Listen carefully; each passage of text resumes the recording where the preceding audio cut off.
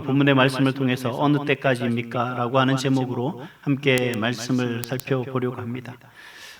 참 우리가 세상에 살아가는 모든 삶이 그렇습니다만 가만히 뒤돌아보면 한 번도 내가 열심히 살기 싫었던 적은 없던 것 같아요. 어쨌든 간에 열심히 살려고 하고 뭔가 매 순간마다 뭔가 열심히 살아가려고 하지만 참 세상이 내 마음대로 되지는 않습니다. 내 뜻대로 되는 게 아무것도 없는 것 같습니다. 왠지 잘 살아가고 있는데 특별하게 뭐 잘못한 것도 없는데 인생이 그렇게 꼬일 때가 있고요. 참 뭔가 이렇게 왠지 석연치 않은 뭔가 그런 답답함을 느낄 때가 많습니다. 그럴 때 되면 정말 내가 왜 이렇게 언제까지 이렇게 살아야 되나 하는 생각을 할 수밖에 없게 되는 거고요. 정말 이게 언제 이 문제가 해결될까? 뭐 이렇게 되고요. 사실 더 큰 걱정은 뭐냐면 나와 같은 이런 괴로움과 근심과 걱정을 우리 자녀들도 커가면서 할 텐데 과연 내가 저 자녀들에게 어떻게 내가 이걸 위로하고 격려하고 하나님을 믿는 부모로서 정말 너희들이 하나님을 믿고 나가는 가운데서 이런 어려움이 있을 때 내가 어떻게 위로하고 권면하면 좋을까 하는 그런 생각들을 하게 되더라고요. 그래서 내가 뭔가를 하려고 하지만 되지 않는 그런 상황 속에서 정말 하나님을 바라보면 하나님을 믿고 의지하며 나가야 되는데 하나님을 바라본다고 그 문제가 해결되지 않을 때니까 오히려 더 답답한 것 같고요. 정말 하나님 정말 내가 언제까지 이렇게 해야 될까요? 언제까지 내가 이렇게 힘들게 살아가야 될까요? 이게 하나님이 원하시는 삶일까요? 뭐 이런 질문들을 계속하게 되는 것 같습니다. 근데 가만히 보면요. 우리 삶에 있어서 정말 이러한 모습 속에서 우리가 어떻게 살아가는 게 믿음이냐. 이제 이게 우리의 정답인 것 같아요. 근데 사실 우리는 어디에 더 초점을 맞춰요? 어떻게 하면 내가 응답받았느냐. 내가 그 문제를 어떻게 하든 해결되었느냐. 사실 이게 더 우리는 중요하고 그 문제가 해결되는 것으로서 우리는 하나님의 은혜 가운데 살아갔다. 나는 하나님께서 은혜 받았다. 하나님이 내 기도를 응답해 주셨다. 라는 간증을 하게 되는 거거든요. 근데 사실 여러분 그러한 믿음보다 정말 더 큰 믿음이 있습니다. 저는 이걸 하나님이 원하는 믿음이라고 생각을 해요. 하나님께서 정말 우리에게 바라고 원하는 게 뭔가 그 부분을 바로 오늘 시편 13편을 통해서 우리가 발견할 수가 있습니다. 다윗도 지금 상황의 모습을 보면 그렇습니다. 다윗 역시 뭔가 믿음이 있어요. 그 역시 하나님을 알고 하나님을 믿고 하나님을 의지하며 살아가는 사람인데 그럼에도 불구하고 다윗 역시 힘들고 어렵고 아픔과 절망 가운데 있다라는 거예요. 근데 다윗을 그런 절망과 아픔 속에서도 그가 그런 아픔과 절망을 감추느냐? 그 아픔을, 괴로움을, 그 문제 속에 있는 그 자신의 어떤 그 고뇌를 다 감추고 있느냐? 또 그러면서 또 하나님 앞에 원망만 하고 있느냐? 그렇지만은 않다라는 겁니다. 그래서 오늘 다윗을 통해서 과연 하나님께서 우리에게 어떤 믿음을 요구하시는 건지, 우리는 정말 하나님 어느 때까지입니까? 내가 어느 때까지 이렇게 살아야 됩니까? 내가 하나님 어느 때까지 내가 이렇게 나아가야 됩니까? 라고 기도 응답을 구하는 우리에게 이 다윗의 모습을 통해서 어느 때까지라는 것이 아니라 우리가 진정한 믿음은 이것이다 라고 하는 대답으로서 우리에게 하신 겁니다. 그래서 오늘 이 본문의 말씀을 통해서 함께 말씀을 나누려는데 우리가 어떻게 하나님이 원하시는 믿음이 뭔가 첫 번째는 뭐냐면 절망을 하나님께 쏟아내는 믿음이 하나님이 찾으시는 믿음이다라는 겁니다. 뭔가 좀 이해가 되나요? 우리가 1절과 2절 말씀을 보면 이렇게 얘기를 해요. 어느 때까지일까? 라는 말을 무려 4번이나 1절과 2절에서 무려 4번이나 반복하는 것을 볼 수가 있습니다. 다윗이 이렇게 반복한다라는 건 뭐냐면 그만큼 그가 힘들다라는 걸 얘기를 하는 거예요. 그의 상황이 지금 매우 힘듭니다 라고 하는 것을 지금 우리에게 보여주고 있는 것을 볼 수가 있습니다. 다윗이 지금 뭘 느끼느냐면 어느 때까지입니까? 내가 왜 이렇게 힘듭니까? 내가 왜 이렇게 힘들어야 합니까? 라고 하는 그 이야기는 결국 뭐냐면 하나님 앞에 자신이 힘들고 있다는 상황을 설명하고 그 하나님 앞에 지금 뭐라고 하는 거예요? 우리가 얘기하면 우리가 참 안타까운 게 뭐냐면 자꾸 하나님을 원망하면 안 돼요 라고 하는데 원망하는 것은 엄청 큰 죄인 것 같아요. 여러분들 솔직한 얘기로 우리가 여러분들의 부모님에게 원망한 적 없어요? 단 한 번도 나는 우리 부모님을 원망한 적이 없다. 저는 원망한 적 많거든요. 왜냐하면 왜 우리 어머니 아버지는 저는 엄마 아빠라고 불러본 적이 한 번도 없어요. 왜냐하면 우리 아버님은 제가 태어나고 제가 철이 드니까 할아버지더라고요. 우리 아버지가 아니라 할아버지예요. 저는 우리 저희 어머님도 그러니까 너무 늦게 저를 낳았다 보니까 다른 친구들의 어머님은 되게 젊은데 우리 어머님, 아버님은 연세가 되게 많으신 거예요. 그래서 아빠라고 불러본 적이 없고 그냥 아버지, 어머니 그렇게 불러봤던 것 같아요.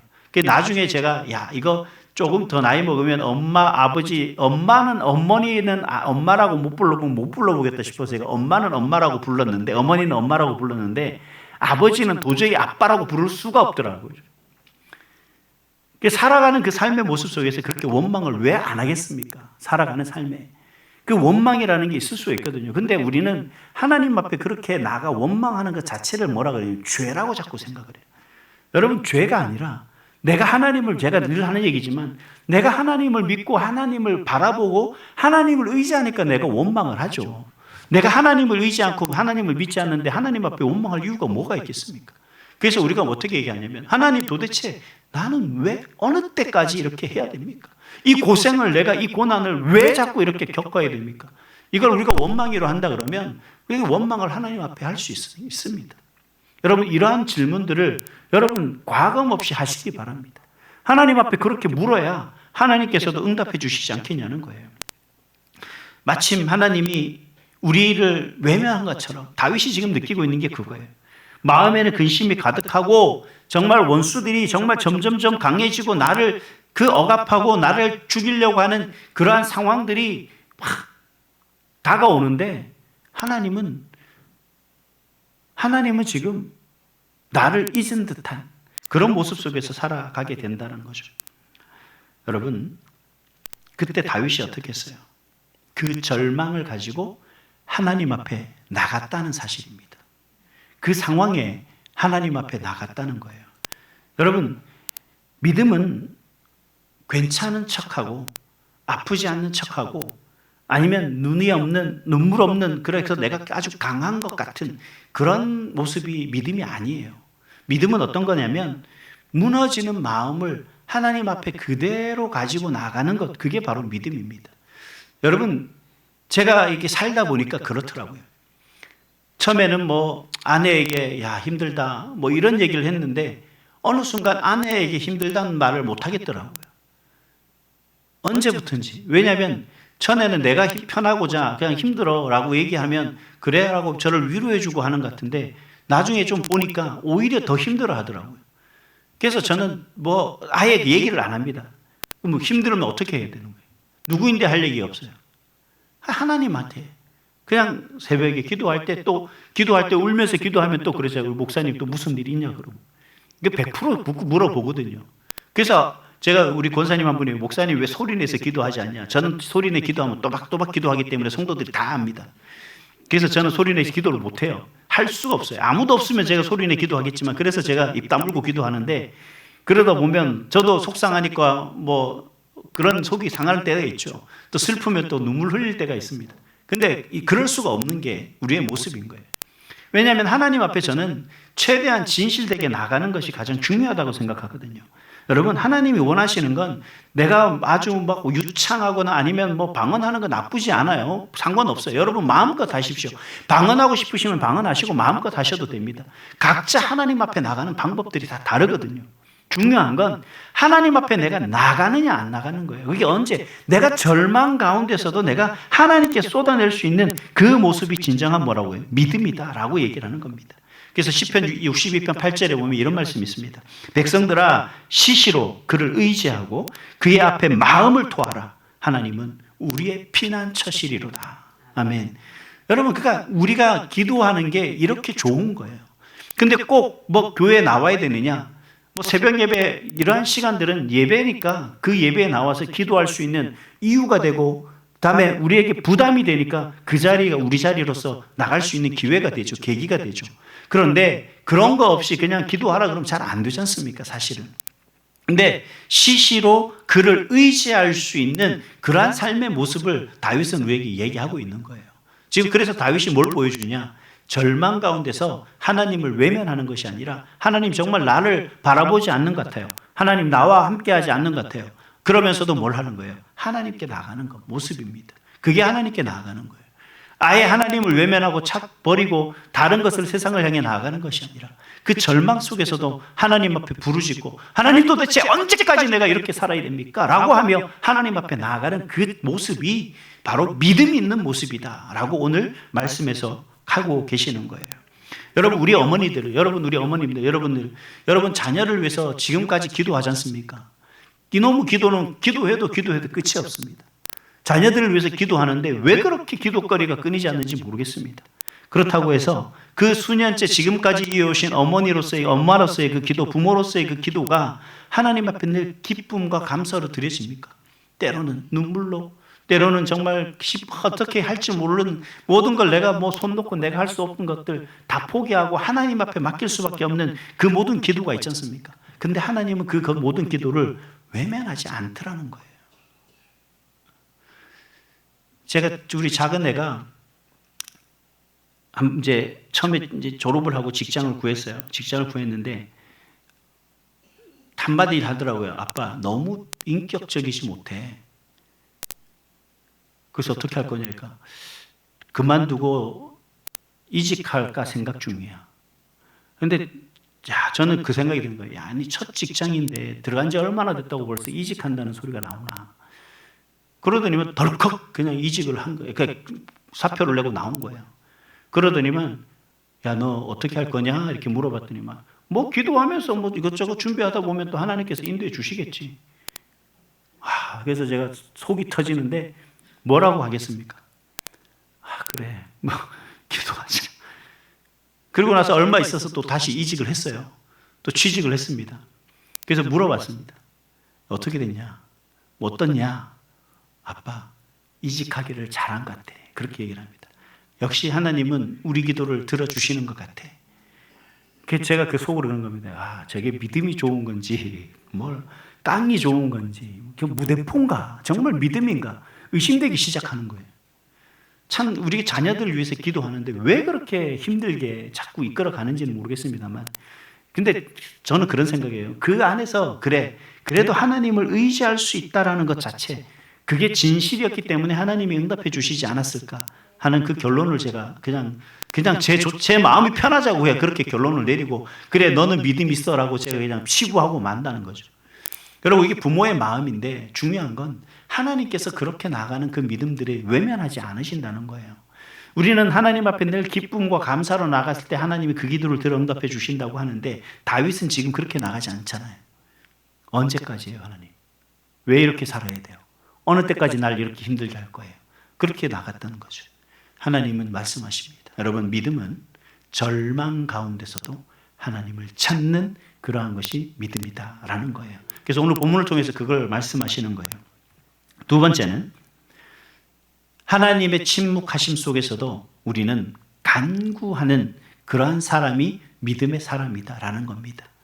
우리가 정말 하나님께서 아무 응답이 없는 그런 상황 속에서도 우리가 기도하는 하나님 앞에 간구할 수 있는 그런 사람이 바로 믿음의 사람이다라는 거예요. 우리 3절과 4절 말씀을 다시 같이 한번 읽어볼까요? 3절입니다. 시작.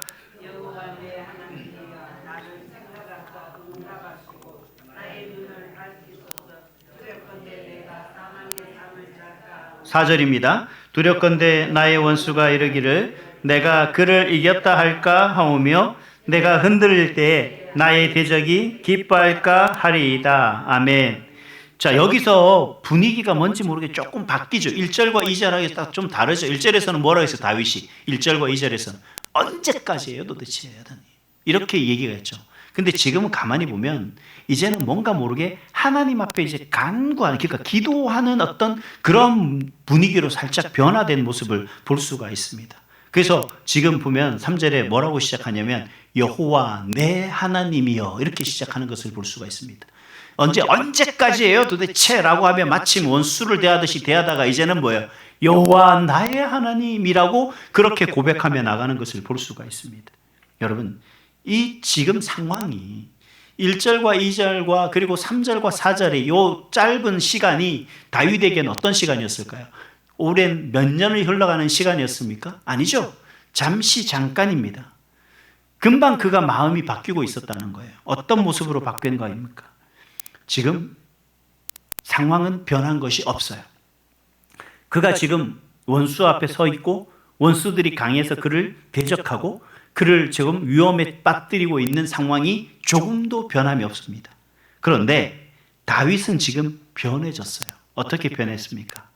하나님과의 관계가 계속해서 지속되고 있는 것을 볼 수가 있어요.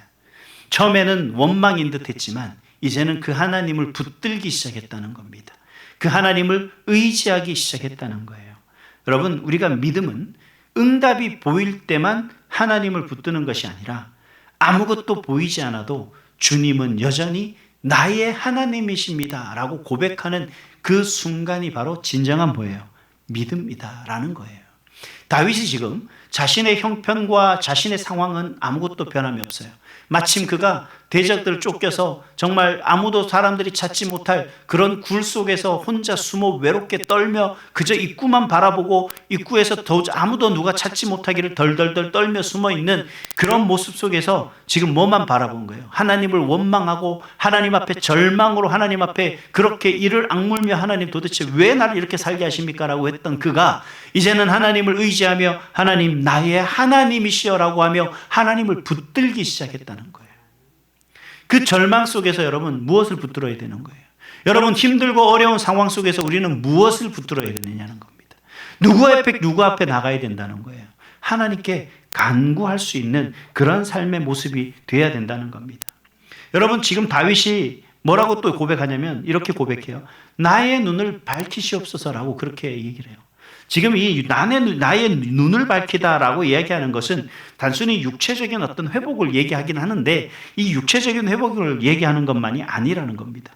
다시 말하면 이제는 내가 나의 대적 이 세상에서 이 상황과 현실 속에서 내 어려움과 위험과 그리고 내가 이것을 극복하려니까 극복해야 될 길을 밝혀달라고 하는 그런 인간적인 고뇌와 세상의 방법 속에서 헤쳐나가야 될 어떤 내가 가야 될 길을 보여달라는 것이 아니라 진정한 하나님 안에서 내가 살아갈 수 있도록 이 절망 속에서 내가 살아갈 그런 하나님의 힘을 나에게 달라고 이야기를 하고 있는 거예요. 여러분 우리가 이 세상을 살아가는데 내 지식과 지혜와 내 능력으로 다 회복되고 모든 걸 다 해결했으면 왜 다 해결하면 좋죠. 근데 그렇게 되지 않을 때가 너무나 많지 않습니까? 그럴 때는 우리가 뭘 의지해야 돼요? 하나님의 힘을 하나님의 지혜를 의지할 수밖에 없죠. 왜냐하면 하나님은 전능하신 분이시기 때문에 그렇습니다. 여러분 과거를 한번 돌아보십시오. 여러분 정말 할 수 없는 그 위기와 그 순간 속에서 하나님께서 어떻게 했습니까? 하나님께서 길을 열어주신 그런 경험 없으십니까? 우리가 출애굽기에서 보면 그 모세가 그 이스라엘 애굽 땅에서 출애굽한 이후에 정말 그 하나님이 약속하신 그 땅을 가기 위해서 그 약속의 땅을 가기 위해서 가는데 갑자기 그를 가로막고 있는 게 뭐였어요? 홍해 아니었습니까? 그 홍해 앞에 있는 산은 너무 높아서 그 산을 백성들을 이끌고 올라갈 수 있는 그런 상황이 안 됐었습니다.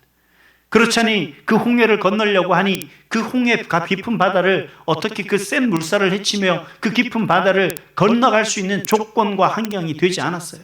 그리고 뒤에는 뭐가 쫓아와요? 이집트 군사들이 병거를 이끌고 쫓아오죠. 여러분 그때 모세가 하는 것이 무엇이었습니까? 이스라엘 백성들이 어떻게 했습니까? 하나님을 원망하면서 그 다음에 그들은 하나님을 의지하기 시작했죠. 하나님 앞에 간구하기 시작했습니다.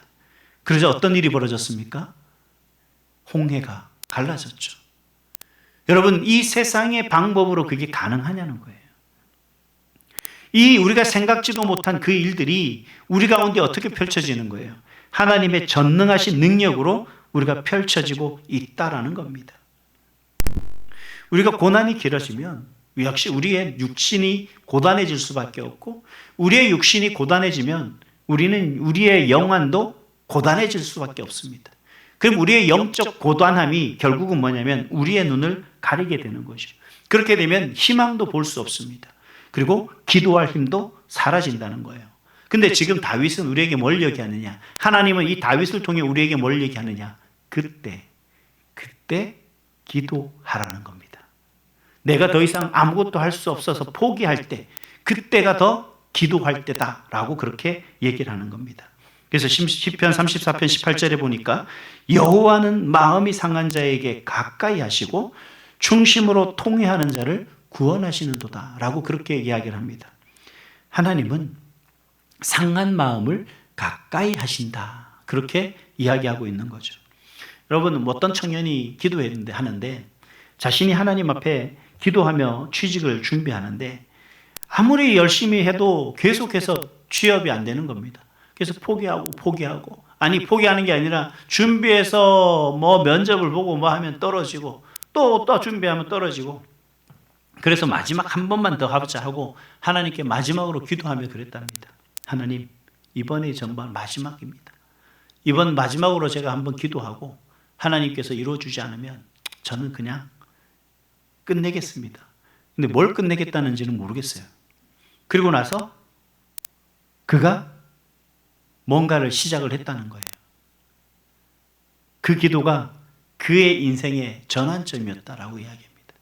그가 마지막 한 번 더 하나님 앞에 기도하고 이제 포기할까, 내가 좌절하거나 낙심할까를 고민했던 그 순간에서 그 끝이, 만약에 거기서 자기가 기도하지 않고 모든 걸 포기했더라면 어떻게 됐을까? 마지막 한 번 더 기도해보자. 마지막 한 번만 더 기도해보자. 마지막도 한 번만 기도해보자. 마지막도 한 번만 기도해보자. 계속 그의 삶의 모습 속에서 하나님을 붙들고 기도하며 나갔던 그 간절함의 기도가 응답됐다라고 이야기를 하는 거예요. 그래서 그동안 그렇게 가고 싶었던 그러한 기업들, 자신의 수준에서는 그나마 이 정도 가면 되겠다라고 했던 그런 회사에 취직하는 것이 아니라 하나님께서는 더 좋은 길로 인도하시더라, 그렇게 고백하는 것을 들었던 적이 있습니다. 사랑하는 여러분, 응답이 느껴지지 않을수록 우리는 더 붙잡아야 돼요. 힘들고 어려울수록 더 굳게 잡아야 됩니다. 하나님을 붙드시기 바랍니다. 하나님을 불러야 돼요. 여러분, 기도가 막힌 것처럼 느껴질수록 우리는 더 하나님을 불러야 돼요. 여러분, 절망 가운데서 하나님을 붙드는 게 쉬운 건 아니에요. 정말 저도 경험하셨지만 너무 힘들고 너무 괴로우니까 하나님 이름이 불려지지도 않고요. 성경을 읽으라는 어떤 그런 것도 도저히 불가능해지는 거예요. 하나님을 외면하고 싶고 정말 하나님 꼴도 보기 싫고 하나님의 하자도 얘기하고 싶지 않은 순간들이 있더라고요. 근데요, 하나님을 의지할 수밖에 없게 되더라고요. 하나님의 이름을 부르지 않을 수가 없게 되더라는 거예요. 근데 그렇게 부르니 어떻게 됩니까? 하나님이 응답하시더라는 겁니다. 하나님이 역사하시더라는 겁니다. 하나님이 선한 길로 이끄시더라는 거예요. 그렇게 인도하시는 하나님 앞에 제가 확신하는 건, 제가 경험했기 때문에 여러분에게 자신 있게 얘기하는데, 여러분 힘들지만 여러분 한 번 더 기도해 보시기 바랍니다. 하나님이 원하시는 건 그거예요. 그래서 한 번 더 기도해 보자. 하나님 앞에 한 번 더 내가 하나님의 이름을 불러보자. 한 번 더 하나님을 찾아보자. 오늘도 한 번 더 하나님을 찾으시는 저와 여러분이 될 수 있기를 간절히 소망합니다. 마지막 세 번째는 어떤 거냐면, 믿음으로 먼저 찬양하는 그러한 사람을 하나님이 원하신다라는 겁니다. 5절과 6절 말씀을 다시 한번 같이 읽어볼까요? 5절, 6절입니다. 5절입니다. 시작. 나는 오직 주의 사랑을 의지하여 싸우니 나의 마음은 주의 구원을 기뻐하리이다.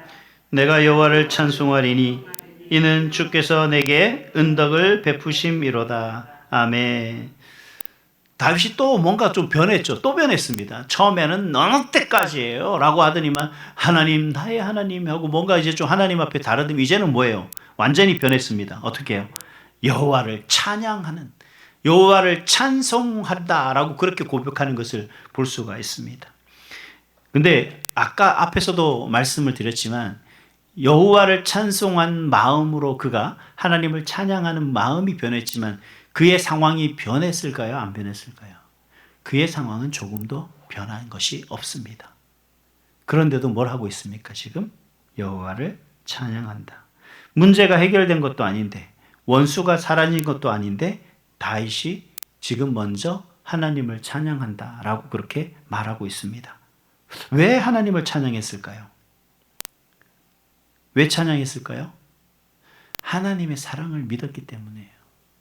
하나님이 나를 사랑한다 할 때 그 사랑은요, 예뻐하고 예뻐하고 뭔가 뭐 우리에게 뭐 주고 하는 어떤 그런 사랑을 얘기하는 것이 아니라 진정한 사랑은요, 어떻게든 그가 잘못된 길로 어떤 죽음의 길로 그 수렁으로 가지 않기를 바라고 원하는 부모의 그 단호함과 때로는 그거를 이끌어내려고 하는 부모의 그런 강인함과 때로는 위로와 격려를 통해서 그가 그런 길로 가지 않도록 이끌어가는 훈계가 그게 바로 진정한 부모의 사랑이라는 겁니다. 그저 이뻐만 하고 뭐 잘한다 하는 것이 꼭 잘하는 것은 아니라는 거예요. 지금 하나님은 이 다윗을 그 상황 속에 내몰아 했지만 결과적으로 하나님은 다윗을 사랑해서 여전히 그 속에서 지금까지 지켜주고 있었던 사실이죠. 여러분, 지금까지 어려움이 없이 정말 순탄하게만 살아왔던 분 계십니까? 돌아보면 그런 상황 속에서도 하나님은 내가 정말 낙심하고 좌절하고 할 수 있을 만한데도 불구하고 하나님은 어떻게 여전히 나를 지켜주셨더라는 거죠. 그게 바로 하나님의 사랑이라는 겁니다. 내가 충분히 삐뚤어질 수 있고 내가 충분히 하나님을 외면하고 살아갈 수 있고 내가 하나님을 이제 안 믿는다라고 말하며 살아갈 수 있었음에도 불구하고, 아니 그렇게 말을 하고 하나님을 돌아섰음에도 불구하고, 그럼에도 불구하고 하나님은 나를 다시 붙잡아서 하나님의 자녀라는 그 자리에 세우시더라는 거죠. 이게 바로 하나님의 사랑이라는 겁니다. 그래서 다윗이 지금 생각을 해보니 지금 현실 속에 이 상황이 힘들고 어렵고 아프지만 과거에 그가 아팠던 힘들었던 그 삶만 있었던 것은 아니에요. 그 힘들고 어려웠던 시절 속에도 있었지만 그러면서도 그 속에서 그를 하나님께서 부르시고 세우시고 높이시고 또 하나님 뜻 가운데 쓰임받았던 그 놀라운 시절들도 있었던 거죠. 아무 사람이나 누릴 수 없는 그 영광 또한 다윗이 누렸고요. 부귀 영화 그 모든 것들을 다윗이 경험했던 사람 아니겠습니까? 그 모든 것들은 하나님의 사랑이었습니다. 하나님의 은혜였습니다. 그래서 다윗이 지금 뭘 하냐면 내가 이 상황이 변하지 않지만 나를 향한 하나님의 사랑은 변함없다. 그래서 내가 하나님을 찬송할 수밖에 없다라고 하는 그 고백을 지금 담고 있는 거예요. 그래서 시편 37편 25절에 그 다윗은 자신의 삶의 전체를 돌아보면서 하나님께서 끝까지 나를 붙드셨음이라 라고 하는 고백을 이렇게 고백합니다. 내가 어려서부터 늙기까지 의인이 버림을 당하거나 그의 자손이 걸식함을 보지 못하였도다 라고 그렇게 이야기를 하는 거예요. 하나님은 항상 우리를 의롭다 하시며 우리를 사랑하시는 그 하나님의 은혜 가운데 우리를 늘 붙잡아 주시고 늘 함께해 주셨다라는 거죠. 그래서 이것이 발전돼서 하박국서 3장 17절 18절 말씀에 우리가 잘 알고 있더니 무화과 나무가 무성하지 못하고 포도나무 열매에 열매가 없으며 하지만 뭐예요? 나는 여호와로 말미암아 즐거워하리라 기뻐하리라. 내가 하나님으로 말미암아 기뻐할 수밖에 없노라라고 하는 그 고백을 하게 되는 거죠. 사랑하는 여러분, 믿음의 찬양은 상황 이후의 찬양이 아니에요. 상황 이전의 찬양입니다. 우리가 응답받고 찬양하는 것은 누구나 할 수 있어요. 근데 진정한 믿음은 응답받기 이전에 내가 하나님께 감사로 찬양하고 나가는 그 삶의 모습이 진정한 믿음의 모습인 줄 믿습니다. 그래서 선포하십시오. 하나님 앞에 맡깁니다. 하나님이 책임져 주실 줄 믿습니다. 하나님께서 응답해 주실 줄 믿습니다. 나는 아멘 하고 그렇게 나가고. 그래서 저는 제가 지금까지 제가 제일 잘한, 제 개인적으로 하는 얘기예요. 제가 제일 잘하는 게 뭐냐 그러면 문제가 생기면 그냥 하나님 앞에 감사부터 하는 거예요. 그러니까 입술로만 감사가 안 되면 더 분명한 흔적을 남깁니다. 뭐냐면 감사 헌금을 하는 거예요. 이게 금액이 중요한 게 아니라 감사 헌금을 하는 겁니다. 그냥 하면은 안 되잖아요. 꼭 감사 헌금을 이름 써서 하나님 문제를 해결해 주심을 감사합니다라고 하면서 그냥 헌금을 하는 거예요. 그럼 하나님 보시겠죠. 뭔가 좀 이상하나요? 오해하지 마세요. 헌금 많이 하라는 소리가 아니라 많이 하면 좋겠죠. 교회를 위해서. 근데 그게 아니라 하나님 앞에 명백하게 뭘 하는 거예요. 나는 사인을 하는 거죠. 하나님이 응답 안 해주시면은 하나님께서 안 해주시는 거니까. 나는 분명히 감사했는데 그 응답을 안 들어주시는 하나님은 하나님 책임이지 내 책임은 아니다. 나는 감사했습니다. 딱 그렇게 살아가는 거죠. 자, 그런 마음을 가지고 보니까 나는 하나님을 믿을 수밖에 없더라고요. 그렇게 믿고 나가니까 하나님을 더욱더 의지할 수밖에 없더라는 거예요. 그 다윗의 마음을 조금은 이해할 것 같아요. 아, 이렇게 하나님 앞에 감사하며 나가는 것이 하나님이 원하시는 믿음의 모습이구나 라고 하는 생각을 하게 되더라는 겁니다. 그래서 여러분, 우리가 탄식의 끝에는 반드시 하나님의 은혜가 있는 줄 믿습니다. 눈물의 끝에는 반드시 하나님의 위로가 있습니다. 믿음의 찬양은 결국 절망을 넘어서 하나님 앞으로 우리를 이끌 줄 믿습니다.